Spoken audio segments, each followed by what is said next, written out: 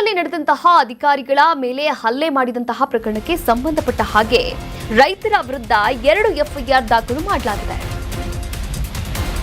ಬಿಡದಿಯಲ್ಲಿ ಅಧಿಕಾರಿಗಳ ಮೇಲೆ ಹಲ್ಲೆ ಆರೋಪದ ಅಡಿಯಲ್ಲಿ ರೈತರ ವಿರುದ್ಧ 2 ಎಫ್ಐಆರ್ ದಾಖಲು ಮಾಡಲಾಗಿದೆ. ಪ್ರತ್ಯೇಕವಾಗಿ ಬಿಡದಿ ಪೊಲೀಸ್ ಠಾಣೆಯಲ್ಲಿ 2 ಪ್ರಕರಣ ದಾಖಲಾಗಿದೆ.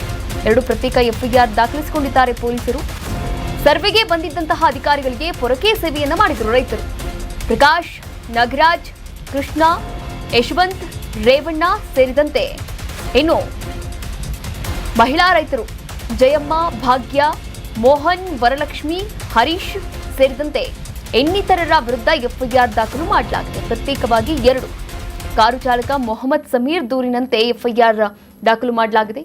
ರಾಮನಗರ ಗ್ರಾಮಾಂತರ ಠಾಣೆಯ ಇನ್ಸ್ಪೆಕ್ಟರಿಂದಲೂ ಕೂಡ ಕೇಸ್ ದಾಖಲಿಸಿಕೊಳ್ಳಲಾಗಿದೆ. ಗ್ರಾಮಾಂತರ ಠಾಣೆಯ ಇನ್ಸ್ಪೆಕ್ಟರ್ ಮುರಳಿ ದೂರಿನ ಅನ್ವಯ ಕೇಸ್ ದಾಖಲಾಗಿದ್ದು, ಅಪರಿಚಿತ ರೈತರ ವಿರುದ್ಧ ದೂರು ದಾಖಲಿಸಿಕೊಂಡಿದ್ದಾರಂತೆ ಪೊಲೀಸರು. ನಿನ್ನೆ ಮಂಡಲಹಳ್ಳಿಗೆ ಭೂಮಿ ಸರ್ವೆಗೆ ಅಧಿಕಾರಿಗಳ ತಂಡ ಹೋಗಿತ್ತು. ಸರ್ವೆಗೆ ಬಂದಿದ್ದಂತಹ ಅಧಿಕಾರಿಗಳು ಸಿಬ್ಬಂದಿಗಳ ಮೇಲೆ ಅಲ್ಲಿನ ರೈತರು ಹಲ್ಲೆಯನ್ನು ಮಾಡಿದ್ದಾರೆ ಎನ್ನುವಂತಹ ಆರೋಪ ಕೇಳಿಬಂದಿರುವಂಥದ್ದು. ಈ ಆರೋಪಕ್ಕೆ ಸಂಬಂಧಪಟ್ಟ ಹಾಗೆ ಬೆಂಗಳೂರು ದಕ್ಷಿಣ ಜಿಲ್ಲೆಯ ರಾಮನಗರ ತಾಲೂಕಿನ ಮಂಡಲಹಳ್ಳಿಯಲ್ಲಿ ಪ್ರತಿಭಟನೆಗೆ ಕೂಡ ಕರೆ ಕೊಟ್ಟಿರುವಂಥದ್ದು. ಇದು ಒಂದು ಕಡೆ ಆದರೆ ಇನ್ನೊಂದು ಕಡೆ ಎಫ್ಐಆರ್ ಕೂಡ ಹಾಕಿಸಿದ್ದಾರೆ. ಬಿಡದಿ ರೈತರ ಮೇಲೆ ಎಫ್ಐಆರ್ ಹಾಕಿಸಿದ್ದಾರೆ. ಅರೆಸ್ಟ್ ಮಾಡಿದ್ರೆ ಹಾಲು ಕರೆಯೋರಾದು ಯಾರು? ಮಾಜಿ ಪ್ರಧಾನಿ ಎಚ್.ಡಿ. ದೇವೇಗೌಡ ಅವರು ಆಕ್ರೋಶವನ್ನ ಹೊರಗಾಕ್ತಾ ಇದ್ದಾರೆ. ಆ ಭಾಗದಿಂದ 60,000 ಲೀಟರ್ ಹಾಲು ಬರುತ್ತೆ. ನಾನು ಸಿಎಂಗೆ ಜೂನ್ 25ರಂದು ಪತ್ರವನ್ನ ಬರೆದಿದ್ದೇನೆ.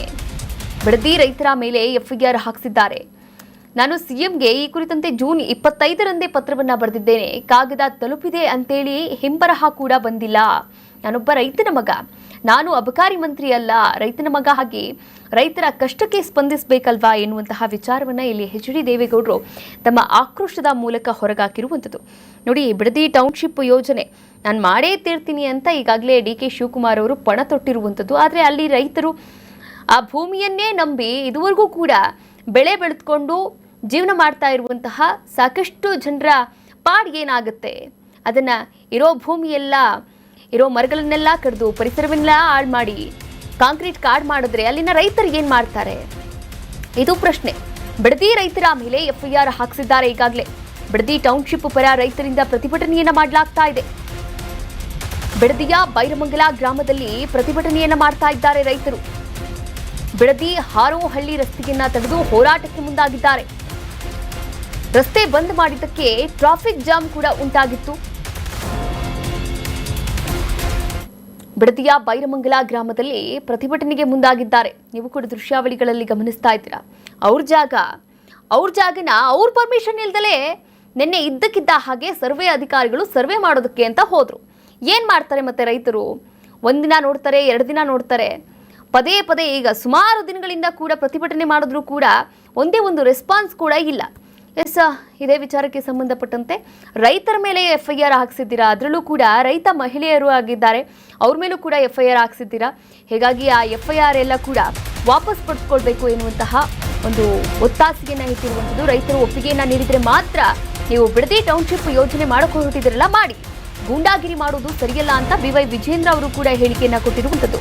ನೋಡಿ, ಹೆದರಿಸಿ ಜಮೀನು ಕಸಿಯುವಂತಹ ಭ್ರಮೆಯಿಂದ ಸಿಎಂ ಫಸ್ಟ್ ಹೊರಗೆ ಬರಲಿ ಅಂದ್ರೆ ಡಿ.ಕೆ. ಶಿವಕುಮಾರ್ ಅವರು. ಬಿಜೆಪಿಯ ರಾಜ್ಯಾಧ್ಯಕ್ಷ BY ವಿಜೇಂದ್ರ ಹೇಳಿಕೆಯನ್ನ ಕೊಟ್ಟಿದ್ದಾರೆ. ಸದ್ಯಕ್ಕೆ ಗೂಂಡಾಗಿರಿ ಮಾತ್ರ ನಡೀತಾ ಇದೆಯಾ ಎನ್ನುವಂತಹ ಒಂದಷ್ಟು ಅನುಮಾನಗಳು ಕೂಡ ವ್ಯಕ್ತವಾಗ್ತಾ ಇರುವಂಥದ್ದು ಈ ಬಿಡದಿಯ ಟೌನ್ಶಿಪ್ ಯೋಜನೆಯ ಸಂದರ್ಭದಲ್ಲಿ. ನೋಡಿ, ಇದೇ ವಿಚಾರಕ್ಕೆ ಸಂಬಂಧಪಟ್ಟಂತೆ ಬಿಜೆಪಿಯ ರಾಜ್ಯಾಧ್ಯಕ್ಷ BY ವಿಜೇಂದ್ರ ಅವರು ಕೂಡ ಹೇಳಿಕೆಯನ್ನ ಕೊಟ್ಟಿದ್ದಾರೆ. ಹೆದರಿಸಿ ಜಮೀನನ್ನ ಕಸಿಯುವಂತಹ ಭ್ರಮೆ ಇದೆಯಲ್ಲ, ಆ ಭ್ರಮೆಯಿಂದ ಫಸ್ಟ್ ರಾಜ್ಯದ ಮುಖ್ಯಮಂತ್ರಿ ಡಿ.ಕೆ. ಶಿವಕುಮಾರ್ ಅವರು ಹೊರಗೆ ಬರಲಿ ಅಂತ ಹೇಳಿಕೆಯನ್ನ ಕೊಟ್ಟಿದ್ದಾರೆ. ನೋಡಿ, ರೈತರ ಮೇಲೆ ಸರ್ಕಾರ ಕೇಸ್ ಹಾಕಿದ್ದಕ್ಕೆ ಈಗಾಗಲೇ ಆಕ್ರೋಶ ಕೂಡ ವ್ಯಕ್ತವಾಗ್ತಾ ಇರುವಂಥದ್ದು. ರೈತರು ಕೂಡ ಆಕ್ರೋಶವನ್ನು ವ್ಯಕ್ತಪಡಿಸ್ತಾ ಇದ್ದಾರೆ. ರೈತ ಸಂಘಟನೆಗಳು ಕೂಡ ಬೆಂಬಲವನ್ನು ವ್ಯಕ್ತಪಡಿಸ್ತಾ ಇದೆ. ಅದರ ಜೊತೆಗೆ ಎಚ್.ಡಿ. ದೇವೇಗೌಡರು ಕೂಡ ಇವತ್ತು ವಿಶೇಷವಾದಂತಹ ಸುದ್ದಿಗೋಷ್ಠಿಯನ್ನ ನಡೆಸಿದ್ರು. ಆ ಸುದ್ದಿಗೋಷ್ಠಿಯ ಮೂಲಕ ರೈತರ ಪರವಾಗಿ ನಿಂತಿದ್ದಾರೆ.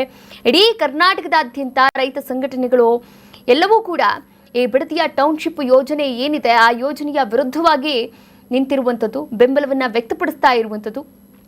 ಆದರೂ ಕೂಡ ಯಾಕೋ ಡಿ.ಕೆ. ಶಿವಕುಮಾರ್ ಅವರು ಮಾತ್ರ ಬಿಡದಿ ಮೇಲೆ ಕಣ್ಣಿಟ್ಟಿರೋದನ್ನ ಬಿಡ್ತಾ ಇಲ್ಲ. ಈ ಒಂದು ವಿಚಾರಕ್ಕೆ ಸಂಬಂಧಪಟ್ಟಂತೆ ಈಗಾಗಲೇ ಬಿ.ವೈ. ವಿಜೇಂದ್ರ ಅವರು ಕೂಡ ಆಕ್ರೋಶವನ್ನ ಹೊರಗಾಕಿದ್ದಾರೆ.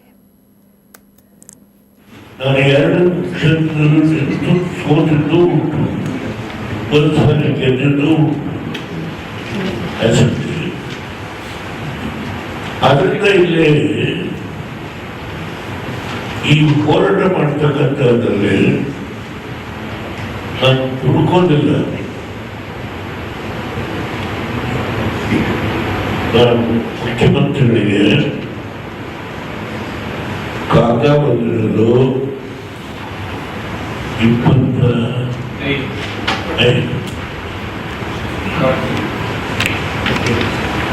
ತಾರೀಕು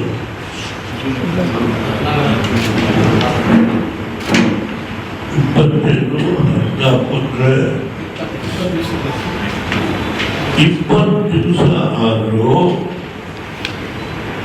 ಕನಿಷ್ಠ ಪ್ರಮಾಣ ನಿಮ್ಮ ಕಾಗದ ತರಬೇಡಿ ಅಂತ ಹೇಳಿ ಒಂದು ಎಂಡರ್ಮೆಂಟ್ ಅಂತ ಹಿಂಪರ ಆಗ್ತಿದ್ರು. ಎಂಡರ್ಮೆಂಟ್ ಕೊಡಲಿಲ್ಲ ನನಗೆ. ನಾನೊಬ್ಬ ರೈತ ಮಗ, ನನಗೆ ಯಾವ ಅಧಿಕಾರ ಇಲ್ಲ.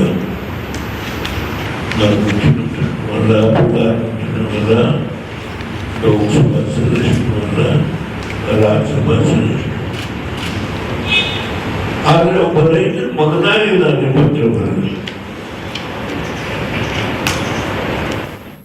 ಕರ್ನಾಟಕ ನ್ಯೂಸ್ ಬೀಟ್ ಫಾಲೋ ಮಾಡಿ, ಸಬ್ಸ್ಕ್ರೈಬ್ ಮಾಡಿ.